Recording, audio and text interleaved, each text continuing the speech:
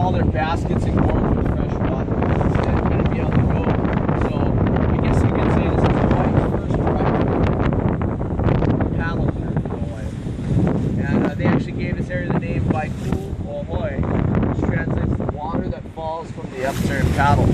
So as they pulled alongside the waterfall, they would use the blades of their canoe paddle, put them up into the waterfall. It would run down the blade of their paddle right into their basket. So it was a lot easier doing it that way versus pulling your canoe directly out of the waterfall and trying to fill up your basket before you filled up your canoe. There's actually a lot of canoes still left at the bottom of this waterfall here. A little difficult to do that. Now, right up over the top of the waterfall, you can actually see some lines going along the cliff there. That line right there, that's the hiking trail. Make that out. Where? So I'd say this is about 9 miles in right here. It's about 2.5 miles to go.